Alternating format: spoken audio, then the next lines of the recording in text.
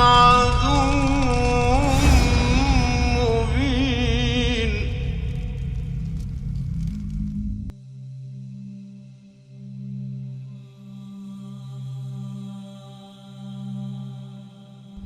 Transhumanism is a philosophical movement that advocates for the transformation of the human condition by developing and making widely available sophisticated technologies able to greatly modify or enhance human intellect and physiology. The bold vision of this movement is the singularity, a point in the near future when technology will be changing so rapidly that we will have to enhance ourselves with artificial intelligence to keep up. And it is supposed to be the dawning of a new civilization in which we will no longer be dependent on our physical bodies, and that we will be thousands of times more intelligent than what we are now. Human aging and illness will be reversed, world hunger and poverty will be solved, and we will ultimately eliminate death. Once you hear such thing, many questions come into your mind, like, should we believe in this idea?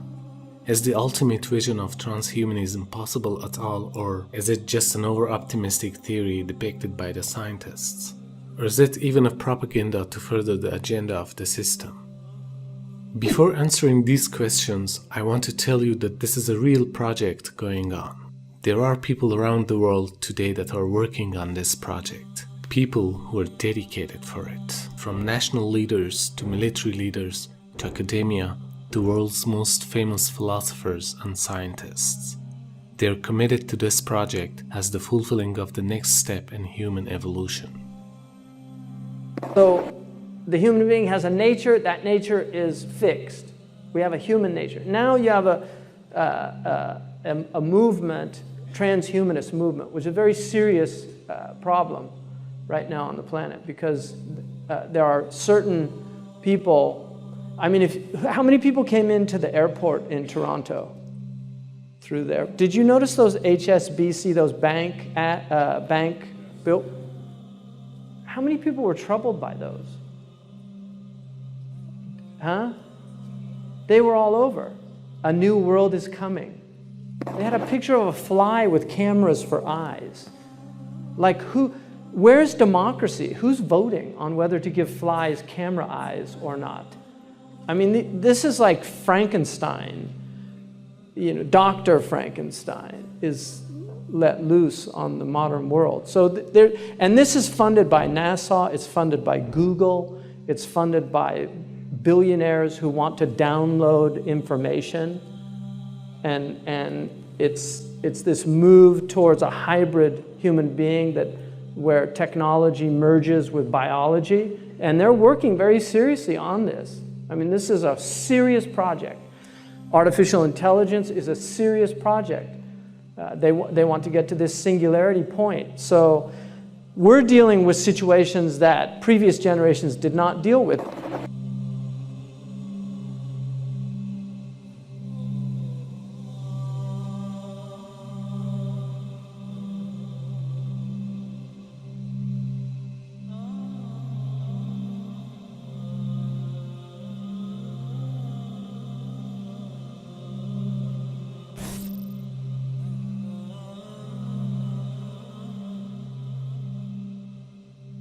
Since transhumanism is a philosophical movement, most of its ideas are based on optimistic speculations.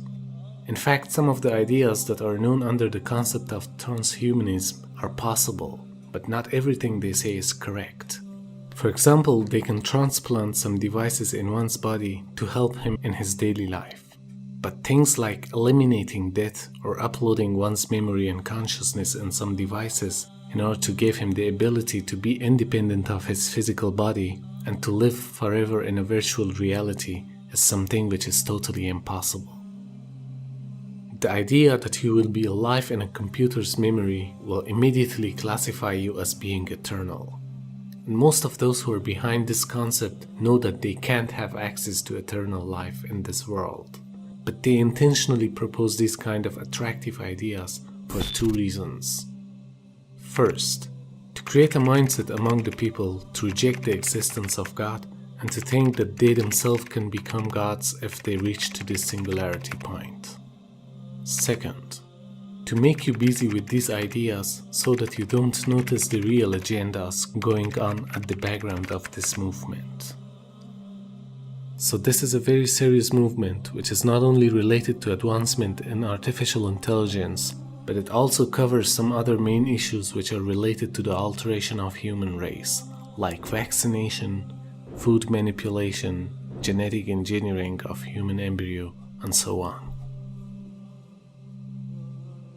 And they're going to use genetics, robotics, artificial intelligence, nanotechnology, synthetic biology, neuropharmacology, and other specific branches of science to reach their goals.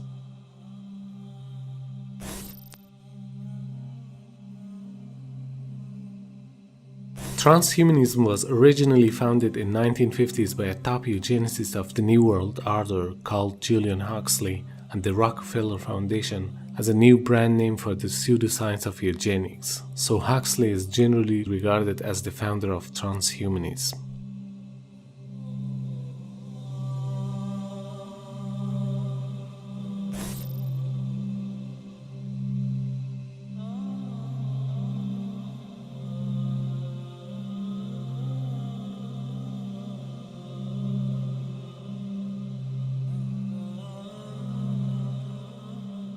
Since the Huxley family is one of the strong supporters of the theory of evolution, Julian Huxley established the idea of transhumanism as the next step in human evolution. And from the other side, there's a strong connection between transhumanism and realism, or the alien agenda. Realism believes that human beings are created by aliens with their advanced technology, and human beings in near future can have access to the same type of technology that will allow them to become immortal, super intelligent, and superpower, and it allows them to easily communicate with their creators or aliens. This is exactly what the scientists and spiritual leaders of transhumanist movement say. The reason why transhumanism, Darwinism, and realism are interrelated is that they are all created by the same organization. And those of you who have watched the 20th episode of this series know the roots and evil agendas of Darwinism and realism. Now, transhumanism is a further step in their plans.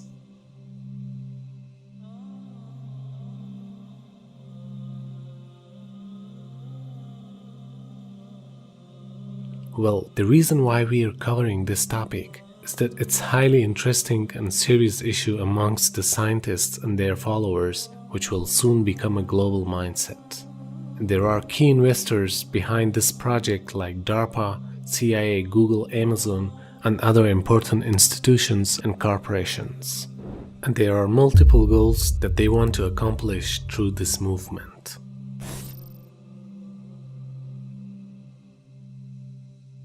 A good example of it is that the Defense Advanced Research Project Agency budgets millions of dollars for creating the blueprint for biodesign, which is the creation of a new synthetic form of life that will be militarized and will be immortal according to DARPA's budget.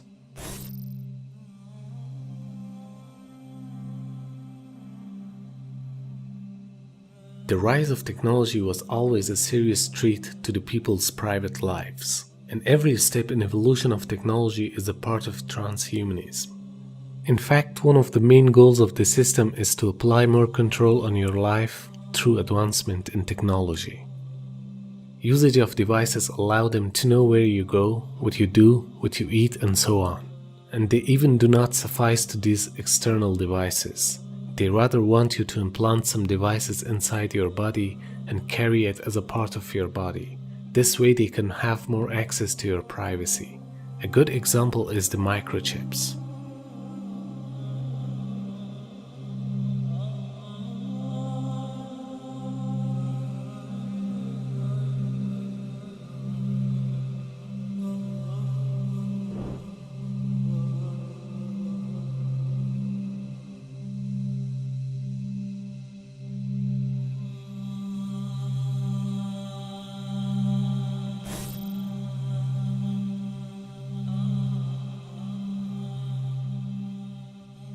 The whole concept of transhumanism is based on materialistic point of view, which means the followers of this movement do not believe in the existence of soul.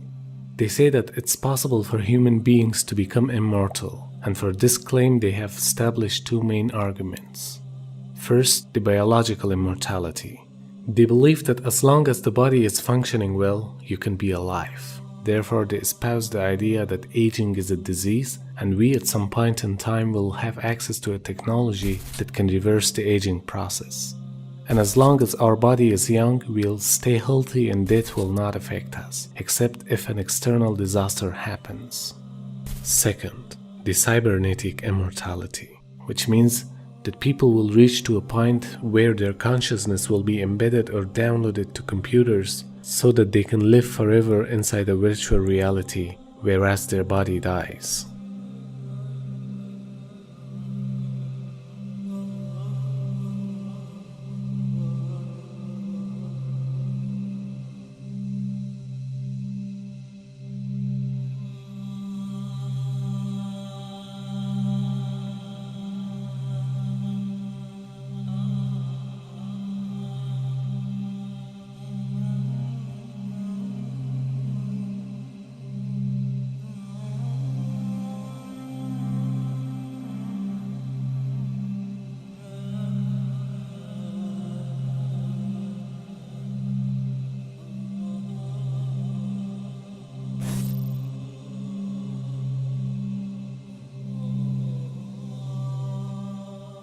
The most famous scientists, futurists, genetic engineers, and philosophers from around the world gather in Lincoln Center or GF 2045 to discuss about the newest strategy for human evolution. And strangely, some of the members of this movement are spiritual leaders, which means they do not only work on altering the physical aspect of human being, but also the spiritual aspect. Shortly, they even work on people's belief and behavior. That's why they talk about the genotype and phenotype modification. Genotype is a set of inherited genes which contains the physical characteristics of an individual, and the phenotype is the term used for the composite observable traits and behaviors of an individual. So by modification of these two, they do not only change mankind's physiology, but they also change their behavior, changing the way they talk, the way they walk, the way they react to their environment, and so on.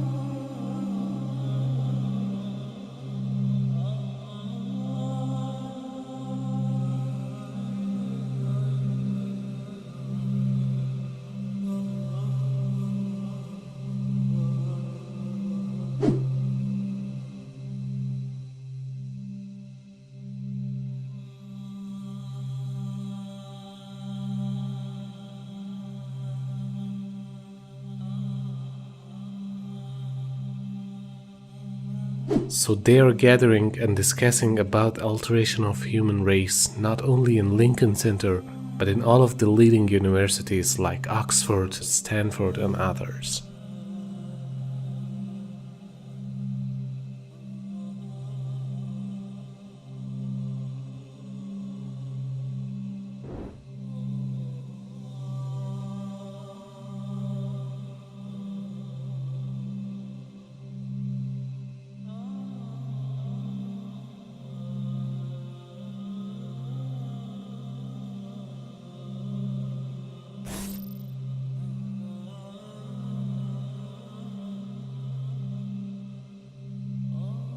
Brookings Institute, which is one of the key research centers on transhumanism, are writing the Future of Constitution series, and in the article number 9 and 10 of this series they are talking about the near future genetically engineered homosexual communities.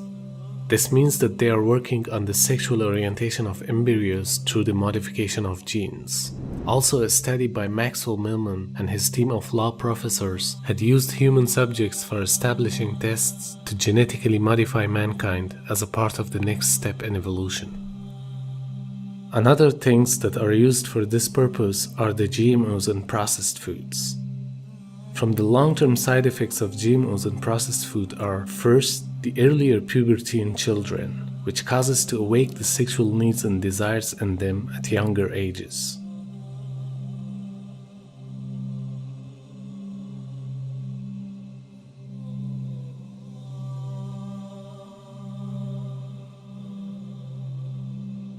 Second, the hormonal imbalance, which in some cases leads to sexual desire disorder. So this way the hormones become imbalanced, and from the other side, they work on your psyche through media, whether it's social media or TV shows or even commercials.